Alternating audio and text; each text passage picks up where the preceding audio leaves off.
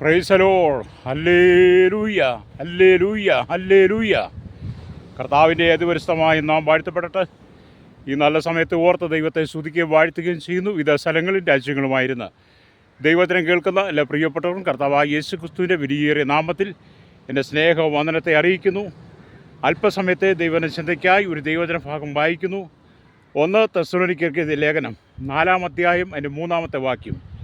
ദൈവത്തിൻ്റെ ഇഷ്ടമോ നിങ്ങളുടെ ശുദ്ധീകരണം തന്നെ. ദുർനടപ്പ് വിട്ടൊഴിഞ്ഞ് ഓരോരുത്തൻ ദൈവത്തെ അറിയാത്ത ജാതികളെപ്പോലെ കാമവികാരത്തിലല്ല, വിശുദ്ധീകരണത്തിലും മാനത്തിലും താൻ്റെ പാത്രങ്ങളെ നേടിക്കൊള്ളട്ടെ. Praise the Lord. അനുഗ്രഹിക്കപ്പെട്ട നല്ല തിരുവെഴുത്തിനായി ദൈവത്തെ സ്തുതിക്കുന്നു. Praise the Lord. പൗലോസ് തെസ്സലോനിക്കർക്ക് ലേഖനം എഴുതുന്ന ഈ കാലയളവിൽ തെസ്സലോനിക്ക സഭയുടെ പഠിപ്പീരനുസരിച്ച് അവിടെ ചില ദുരുപദേശങ്ങൾ ഉള്ളതായി പൗലോസിന് വെളിപ്പെട്ടപ്പോൾ, പൗലോസിന് മനസ്സിലായി കഴിഞ്ഞപ്പോൾ തെസ്സലോനിക്ക സഭയിലെ വിശ്വാസികളോട് പൗലോസ് പറയുകയാണ്, ഹല്ലേലൂയ, ദൈവത്തിൻ്റെ ഇഷ്ടമോ നിങ്ങളുടെ ശുദ്ധീകരണം തന്നെ. ഹല്ലേലൂയ. ദുർനടപ്പ് വിട്ടൊഴിയുക. ആമേൻ.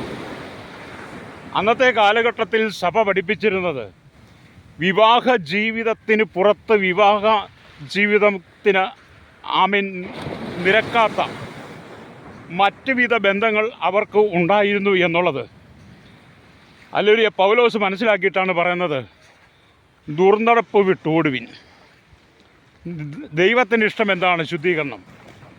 അതേ സ്നേഹിത, ഈ വചനം നമ്മൾ വായിക്കുമ്പോൾ ആ കാലഘട്ടത്തിലെ പോലെ ഈ കാലഘട്ടത്തിലും പല പഠിപ്പിക്കലുകളും ദൈവവചനത്തിൻ്റെ വിശുദ്ധിക്ക് പ്രാധാന്യം കൊടുക്കാതെ മനുഷ്യൻ്റെ ജീവിതത്തിന് പ്രാധാന്യം കൊടുത്തുകൊണ്ട് അവൻ്റെ ശരീരത്തിന് ഇഷ്ടമായ അവൻ്റെ ജഡത്തെ പ്രസാദിപ്പിക്കുന്ന ആലോചനകൾ കൊടുക്കുന്നത് കൊണ്ട് പല സഭകളും അശുദ്ധിയിൽ ആണ് എന്നുള്ള യാഥാർത്ഥ്യം ഹല്ലേലൂയ നമ്മൾ ഒരിക്കൽ കൂടി ഓർക്കേണ്ടതാണ്.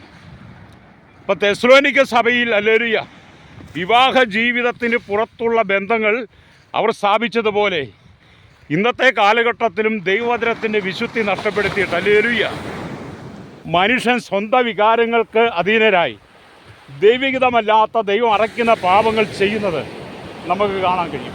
ഹല്ലേലൂയ.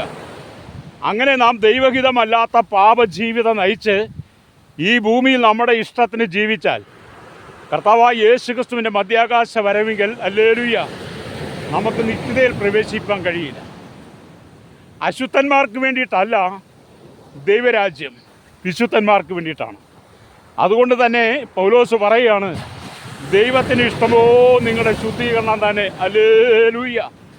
ഈ കാലഘട്ടത്തിലും ദൈവസഭയ്ക്കകത്ത് അശുദ്ധി കടന്നുകൂടി പലരും ബഹുഭാരിത്വം, അതുപോലെ മറ്റ് ദുർനടപ്പുകൾ എന്ന് പറയുമ്പോൾ ഇവിടെ പരസംഗം, വ്യഭിചാരം എന്നിങ്ങനെ ആ വാക്കുകൾ കൊണ്ട് അർത്ഥമാക്കുന്നു. അങ്ങനെ ദൈവഹിതമല്ലാത്ത, ദൈവത്തിന് ഇഷ്ടമില്ലാത്ത പ്രവൃത്തികൾ ചെയ്ത് ജീവിക്കുന്ന ഒരു വ്യക്തിക്ക് പോലും ദൈവരാജ്യത്തിൽ പ്രവേശിക്കാൻ കഴിയുകയില്ല എന്നുള്ള യാഥാർത്ഥ്യം വിശുദ്ധ തിരുവെഴുത്തിൽ നമുക്ക് വായിക്കാൻ കഴിയും. അതുകൊണ്ട് എന്നെ കേൾക്കുന്ന ശ്രോതാവേ, ഈ ലോകജീവിതം താൽക്കാലികമാണ്. ഇവിടുത്തെ അല്പസുഖത്തിന് വേണ്ടി നിങ്ങളുടെ നിത്യതയെ നിങ്ങൾ നഷ്ടപ്പെടുത്തി കളയരുത്. ഹല്ലേലൂയ. ഈ ലോകത്തിൽ കഷ്ടങ്ങളും പ്രയാസങ്ങളും പ്രതിസന്ധികളും പ്രതികൂലങ്ങളൊക്കെ അനുഭവിച്ച് നമ്മുടെ മരണമുണ്ട്, മരണാനന്തര ജീവിതം ഹല്ലേലൂയ നിത്യമായ സ്വർഗത്തിലെത്തണമെന്നാണ് പരിശുദ്ധാത്മാവ് ആഗ്രഹിക്കുന്നത്. ഹല്ലേലൂയ. അതുകൊണ്ട് എന്നെ കേൾക്കുന്ന പ്രശ്നികത, ദൈവ ഇഷ്ടം അറിഞ്ഞ് നിങ്ങളുടെ ജീവിതത്തിൽ ശുദ്ധീകരണത്തോടെ നിങ്ങൾ ഈ ലോകത്തിൻ്റെ പാപസുഖങ്ങളിൽ വീഴാതെ നിങ്ങളുടെ പാത്രങ്ങളെ നേടിക്കൊള്ളട്ടെ എന്ന് പറഞ്ഞാൽ നിങ്ങളെ തന്നെ നേടിക്കൊള്ളുക. എബ്രായ ലേഖനം 12-ാം അധ്യായം അതിൻ്റെ 14-ാമത്തെ വാക്യം വായിക്കുമ്പോൾ കാണുന്നുണ്ട്, എല്ലാവരോടും സമാധാനം ആചരിച്ച് ശുദ്ധീകരണം പ്രാപിപ്പാൻ ഉത്സാഹിക്കാം.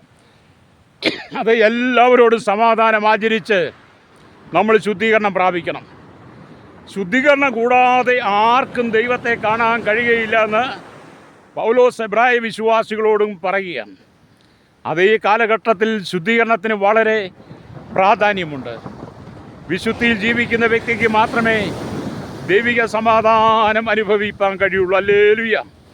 ഈ ലോകത്തിൻ്റെ പാപസുഖങ്ങളെ വിട്ട് താങ്കൾ മടങ്ങി വന്ന് കർത്താവായ യേശു ക്രിസ്തുവുമായി ഒരു വലിയ ബന്ധം സ്ഥാപിച്ച് ദൈവത്തോട് ചേർന്ന് വസിക്കണമെന്ന് പരിശുദ്ധാത്മാവ് പറയുക.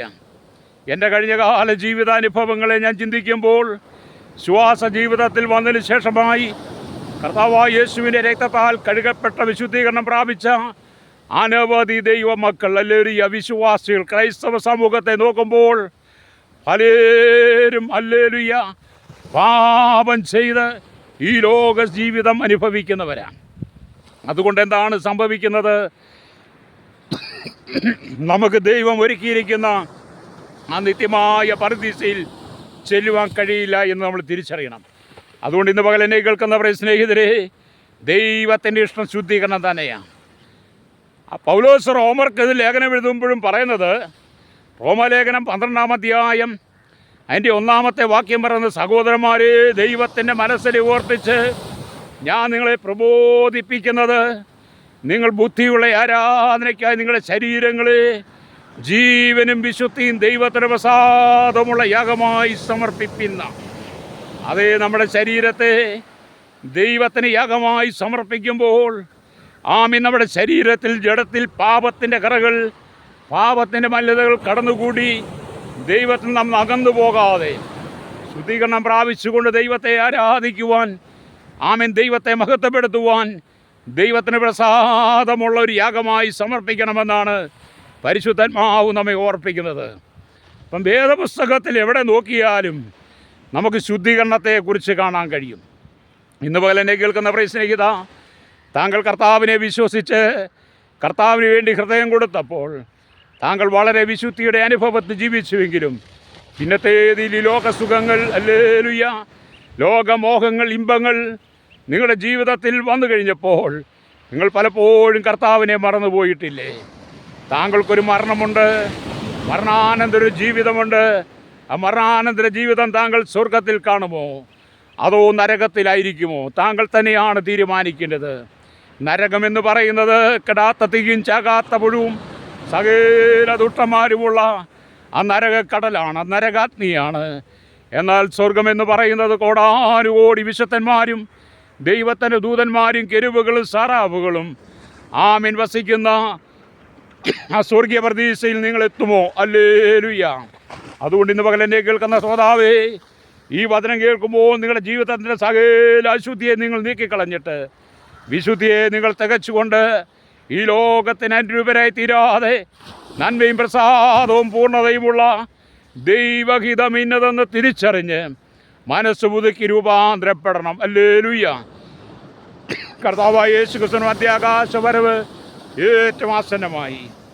ആമേൻ. കർത്താവിൻ്റെ വരവ് വൈകിട്ടോ ആമേൻ അർദ്ധരാത്രിക്കോ കോഴി കൂകുമ്പോഴോ രാവിലെയോ നമ്മൾ അറിയുന്നില്ല. അവൻ കള്ളനെ പോലെ വരും, നിനയാത്ത നാഴികയിൽ അവൻ വരും. കണ്ണിമയ്ക്കുന്നതിനിടയിൽ കർത്താവിൻ്റെ വരവ് ഉണ്ടാകും. അതുകൊണ്ട് ആ കാഹളം ധരിക്കുമ്പോൾ നിങ്ങൾ നിത്യതയിൽ കാണണമെങ്കിൽ നിങ്ങൾ നിങ്ങളുടെ ശുദ്ധീകരണം നിങ്ങളിൽ തന്നെ നടക്കട്ടെ. വായിച്ച വചനത്തിലേക്ക് വരുന്നു. ദൈവത്തിന് ഇഷ്ടമോ നിങ്ങളുടെ ശുദ്ധീകരണം തന്നെ. ഹല്ലേലൂയ. ഞാൻ നിങ്ങൾക്ക് വേണ്ടി പ്രാർത്ഥിക്കാൻ പോവുകയാണ്. ഹല്ലേലൂയ. ദൈവം നിങ്ങളെ ഇന്ന് പകൽ ശുദ്ധീകരിക്കട്ടെ. പ്രത്യാശയുള്ള ജീവിതം നിത്യതയ്ക്ക് വേണ്ടി ഒരുങ്ങട്ടെ. അതിനായി നിങ്ങൾ എത്തനെ സമർപ്പിച്ച് എന്നോടൊപ്പം പ്രാർത്ഥിച്ചാട്ട്. പരിശുദ്ധ ഞങ്ങളുടെ നല്ല ദൈവമേ, സ്വർഗ്ഗ പിതാവേ, അനുഗ്രഹിക്കപ്പെട്ട നല്ല സമയത്തിനായി ദൈവത്തെ സ്തുതിക്കുന്നു. ഈ വചനം കേട്ടുകൊണ്ടിരിക്കുന്ന സകല ജനത്തെ ജാതി മത വർഗ വർണ്ണ വ്യത്യാസമില്ലാതെ കുടിലോട്ട് കൊട്ടാരത്തി വരെ പാർക്കുന്ന സകല ജനത്തെ ഞങ്ങൾ എത്തിക്കുന്നു. കർത്താവെ, അശുദ്ധിയിൽ ജീവിക്കുന്ന ജനം അശുദ്ധിയെ വെടിഞ്ഞ് വിശുദ്ധിയിലേക്ക് വന്ന് കർത്താവിൻ്റെ വരവിനായി ഒരുങ്ങുവാൻ തങ്ങളുടെ ശരീരത്തെ, മനസ്സിനെ, ഹൃദയത്തെ ശുദ്ധീകരിക്കപ്പെടാനായി സ്തോത്രം ചെയ്യുന്നു. കർത്താവയോട് ശുദ്ധീകരിക്കുന്നതിനായി സ്തോത്രം. യേശുവിൻ്റെ നാമത്തിൽ തന്നെ ആമേൻ.